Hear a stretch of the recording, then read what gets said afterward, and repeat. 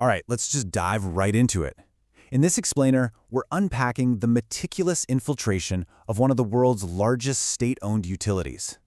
Honestly, it's a story that sounds straight out of a Hollywood thriller, but it is entirely real. Today, we're looking at the systematic dismantling of Eskom, South Africa's primary power utility, an event that literally reshaped an entire nation's economy. Now, to understand how this actually happened, we're drawing our facts directly from the official findings of the Judicial Commission of Inquiry into State Capture, which most people just call the Zondo Commission. We're keeping things completely objective today, looking strictly at the evidence and the data presented in this massive report to figure out exactly how a colossal public entity gets compromised from the inside out. So, here's our game plan for today. We'll start by looking at the immense power of Eskom, define what the state of capture actually means, see how the board was compromised, break down the infamous Tegeta coal deal, and finally, review the culture of corruption it left behind. Okay, part one, the power of Eskom. To really grasp the gravity of this investigation, we first need to understand the sheer scale of the prize here. Seventh. Before everything started falling apart, Eskom was the 7th largest electricity generator on the entire planet. I mean, just let that sink in for a second. South Africa produces an average of 224 million tons of marketable coal every single year, and more than half of that feeds local industries, mainly electricity generation. Eskom was an absolute global titan, managing 13 massive coal-fired power stations. And because it was just so incredibly massive, its spending, both operational and capital, accounted for a staggering 3% of South Africa's entire gross domestic product. It was a primary driver for developing new industries across the country, largely through localization programs, and, just by providing the basic lifeblood of any modern economy, electricity. Plus, we're talking about direct employment for over 48,000 people. It was one of the single biggest buyers of goods and services in the entire nation, making it this undeniable, critical engine of the economy. So when an entity of this magnitude gets targeted, the ripple effects hit literally every single citizen. Moving on to part two, the state of capture. So how do you actually siphon money from a behemoth of this size without immediately turning off the lights? You can't exactly just walk into a power plant and steal the machinery, right? The method of extraction requires something much more sophisticated, and this quote brilliantly illustrates exactly how it was done. It comes from the late Jabu Mabuza, who took over as the Eskom Board chairperson back in 2018 to help clean up the mess. He said, "I learned that the name is corruption, but the game is procurement." And that right there is the core thesis of the Zondo report. The weapon of choice wasn't outright traditional theft. It was completely hijacking the supply chains. We're talking about the massive billion-rand budgets allocated for buying coal, maintenance, and consulting services. Those were the actual targets. Which brings us to part three. Capturing the board. Because if you want to control procurement, you first have to control the people making the rules. You can't bypass the system if the people enforcing that system are actually doing their jobs. And the timeline the Zondo report lays out is honestly pretty chilling.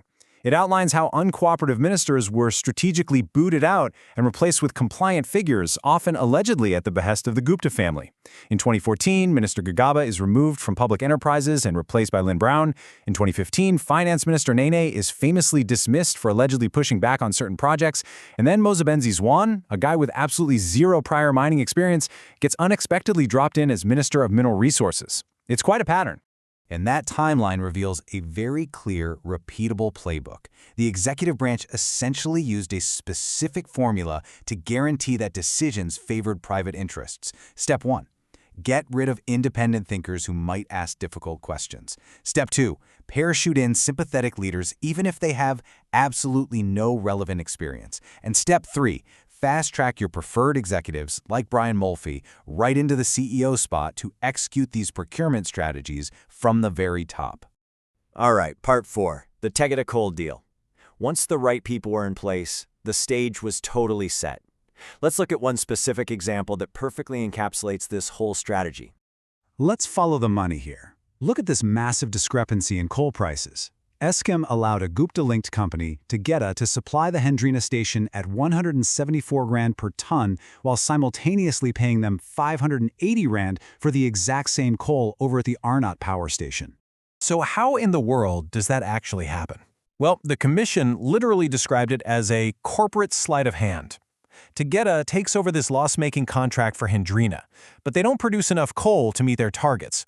Normally, you'd get penalized for that.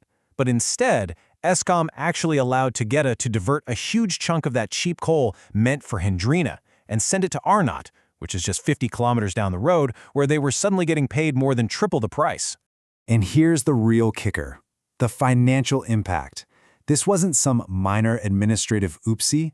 When you factor in the transport costs, this single manipulated 6-month contract ultimately cost the state utility nearly 700 million rand. 700 million! It was a staggering transfer of public wealth directly into private hands, facilitated by the exact people entrusted to protect that wealth. Finally, Part 5, a culture of corruption.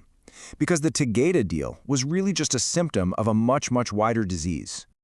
The Zondo report details how a pervasive culture of malfeasance was basically sanctioned from the top down. By the time that new board took over in early 2018, they walked into absolute corporate devastation.